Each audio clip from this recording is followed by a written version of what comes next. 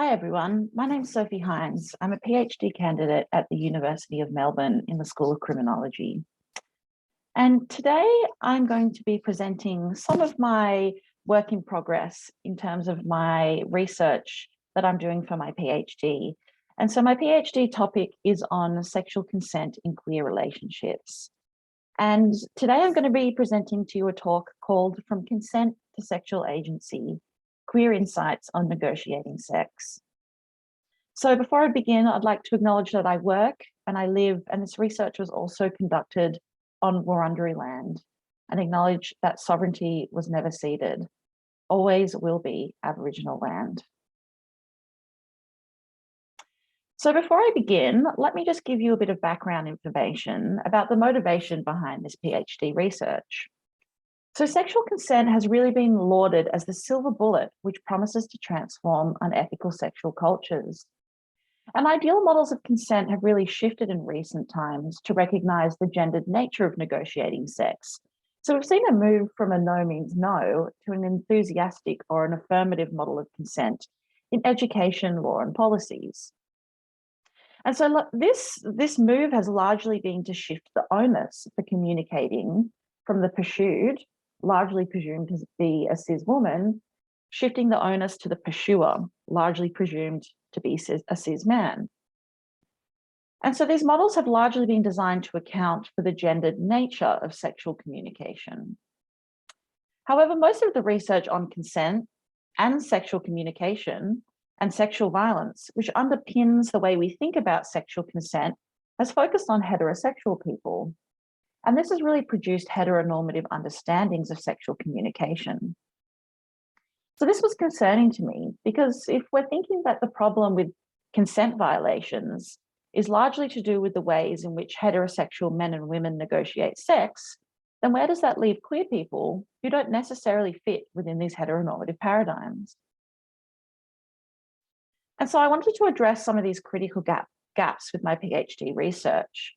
So my research questions are, firstly, how do queer people understand and negotiate sexual consent? And secondly, what insights can queer people give us about consent as a means to access mutually pleasurable sexual experiences?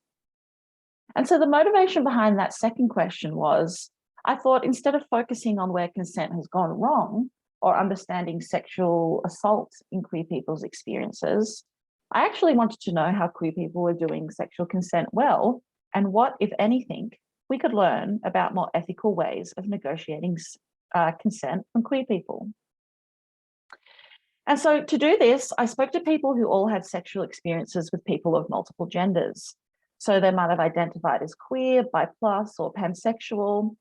And the reason why I chose this diverse group from the queer community is I thought, well, if gender and gender norms have such a big impact in how people negotiate sex, then it'd be really interesting to speak to people who had sexual experiences with people of different genders to see whether there was a difference depending on the gender that they were having, the gender of the person they were having an experience with at that time.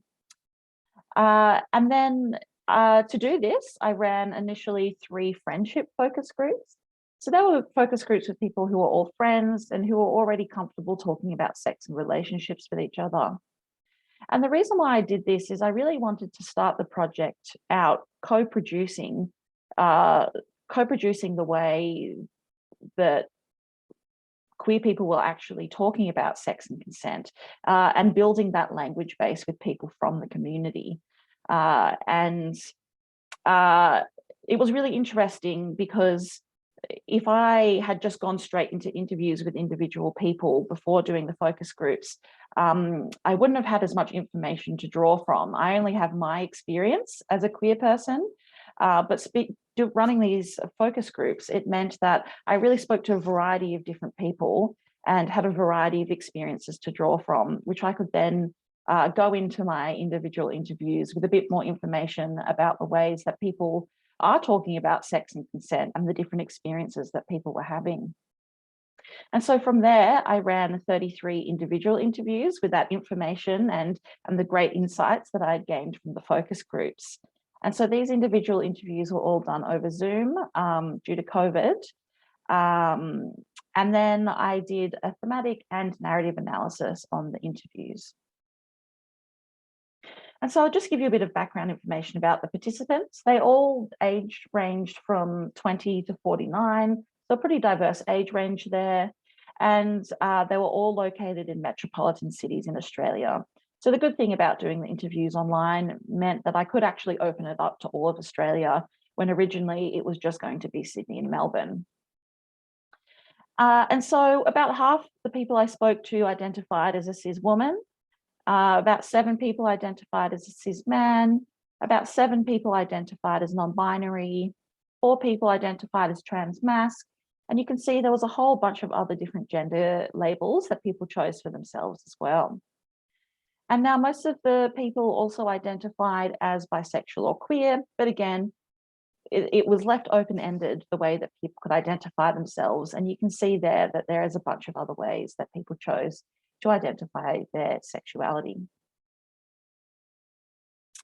And so what I really want to speak to today is my work in progress in terms of the insights from the participants' narratives when they were talking through their sexual history and how their relationship to consent has changed over time. And what I found really striking when analysing participants' accounts of their sexual lives is that what they described as more egalitarian sexual interactions was not necessarily just about how or whether consent, conversations and actions happened, but how fully participants could actually participate in that process of negotiating sex. And so by fully participate, I mean that they felt they had the space to explore sexual possibilities outside of normative frameworks of sex. So they weren't just saying yes or no to having sex in ways that were expected of them, but they were able to negotiate sex in terms of what felt good or what they felt like exploring at that time. And for participants in this study, being able to more fully participate in the process of negotiating sex was deeply related to seeing sexual possibilities for themselves outside of what is considered normal.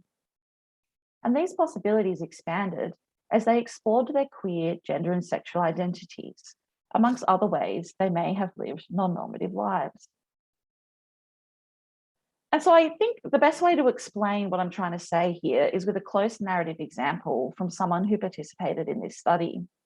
So right now, I'd like to introduce you to Neve. So Neve uses they, them pronouns. They were 25 at the time, identified as non-binary and queer. So Neve's relationship to consent has changed a lot over time. Neve began their sexual life having sexual relationships with cis men. And they described struggling to initiate sex, let alone what they wanted to do during sex. And they said this difficulty was tied to the shame they had around their body, as they understood sexual desirability through the lens of cis men. They said they used to view consent in a really limited scope, where, quote, you say yes, and that's about it. So in Neve's early sexual life, they really viewed sex as something they can either say yes or no to. And this was really tied to normative ideas around bodies, gender roles, and desirability. So Neve then told me they began to explore sex in the kink community, where they learnt some more skills around negotiating consent. They said that the kink scene emphasised the need to negotiate consent for each type of sexual activity. So during this time, Neve felt more able to negotiate specific acts they wanted to try. However, again, this was still in the context of having sex with cis men. Neve then described to me that they began to explore their queer sexual identity and having sexual experiences with people other than cis men. And they said that exploring sex with people of other genders made them realise that they'd been following a script with cis men. They reflected on the difference in sexual communication with partners of different genders, saying, quote, I think whenever I've had sex or relationship with a cis male partner, I've let them lead the negotiation and I've let them set the terms of the negotiation. Whereas when I've partnered or had sex with anyone who doesn't fit the cis male label, so cis women and trans and non-binary folk, it's more of a collaboration rather than a dictation, end quote.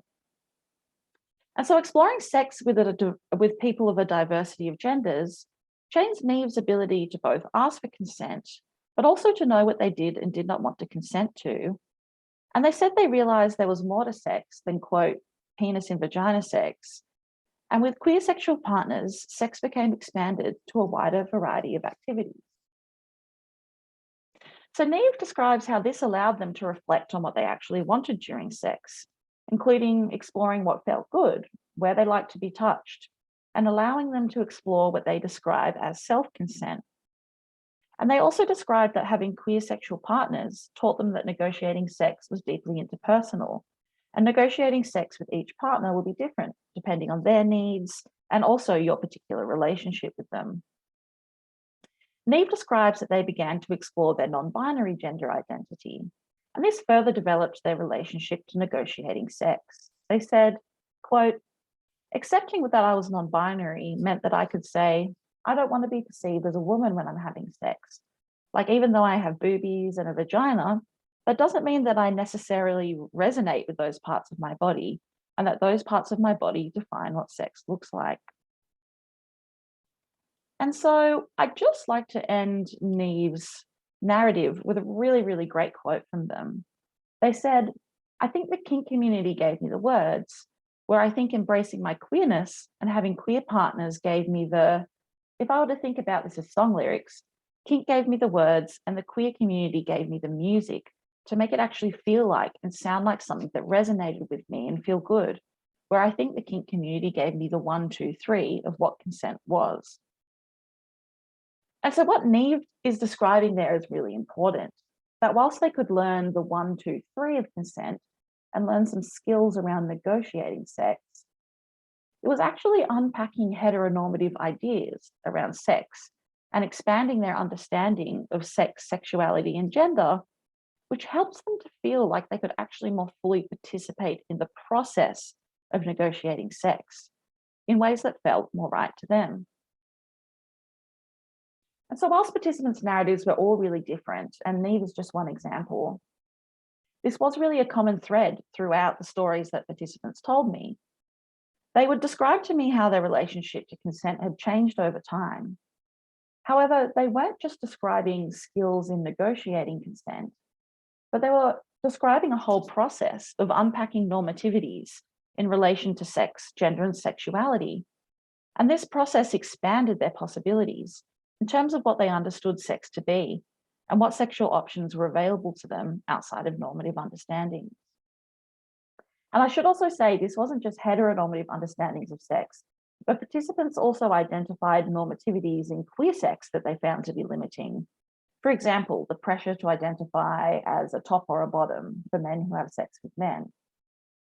So it was more the ability to actively choose how they wanted to participate in sex and having the ability to recognize and resist scripted normative expectations.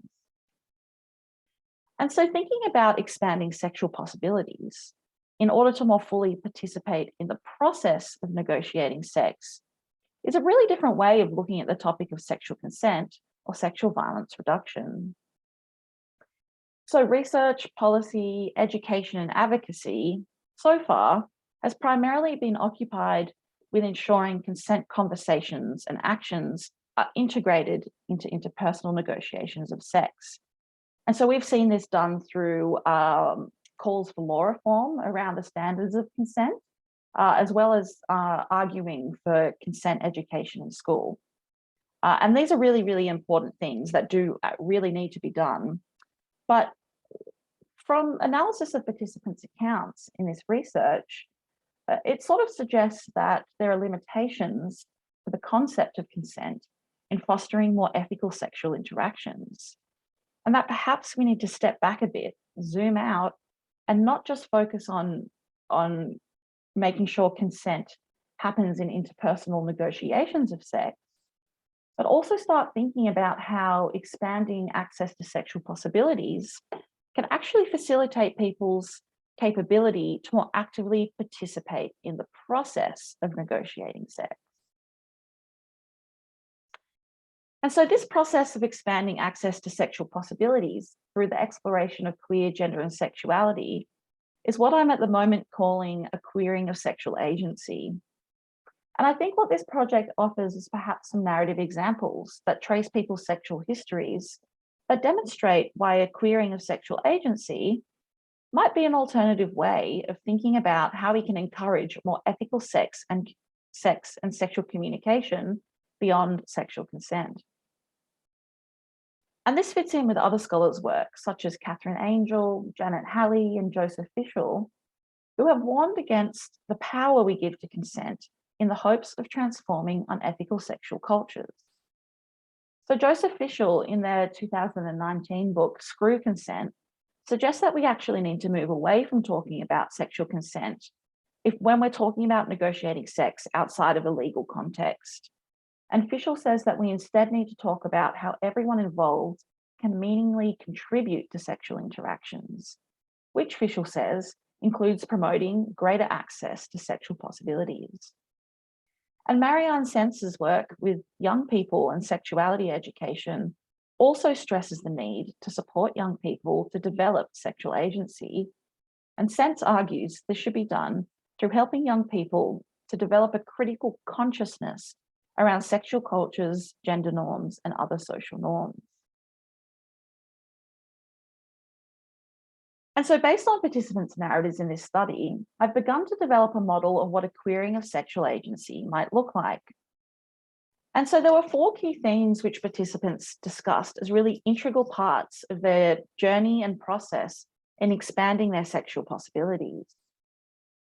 So first of all was their personal journey in exploring their queer, gender, and sexual identity. So that's kind of what that process that Neve was talking about, where exploring their queer, gender, and sexuality allowed them to start unpacking normativities in relation to sex and sexual communication. And this expanded their possibilities in terms of what they understood sex to be. Secondly, relationships played a really big part in people's journeys, particularly having partners who were supportive in their identity exploration and who were open to building and creating a sexual dynamic that suited both of them, rather than just following scripted frameworks and expectations around what sex in a relationship needs to look like and the sort of gendered expectations of that as well. And a big part of this relationship aspect was also removing guilt from sex in a relationship. So not feeling as though they were going to be punished or the other person was going to sulk if they didn't feel like having sex. So having a relationship where open communication around sex was welcome and encouraged, and there wasn't going to be consequences for that. Thirdly, being involved in communities which fostered alternative sexual cultures was a big theme that participants talked about. So the types of communities ranged from their personal friendship groups, queer community groups, kink and BDSM communities, feminist and punk circles, as well as university groups.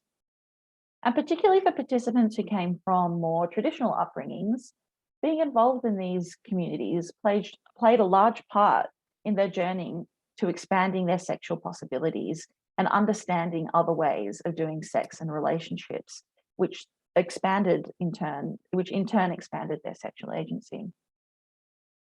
And finally, participants spoke about the importance of being exposed to diverse identities and ways of having sex in education and media. So almost all participants said that their sex education at school was inadequate, if not actively damaging, in the way that it perpetuated heteronormative ideas around sex. And participants therefore sought education and representation from other means. So some things that they spoke about were social media, TV shows, movies, zines, fan fiction, and video games. And these alternative avenues had provided representation of sex and gender and sexuality in alternative ways and allowed them to see themselves reflected in ways that they weren't in mainstream media. And this in turn expanded their understandings of what sexual possibilities and what identity possibilities were available to them. And so while all these sort of 4 sections couldn't always be so neatly separated out like this in people's narratives, and of course they're all interconnected to one another, I think separating them out in this manner, in this framework, is quite useful because it allows us to think of some actionable things that we could do in order to expand people's sexual possibilities in each of these 4 areas. And so that's why I've done it in this way, but just acknowledging that all of these things are really interconnected.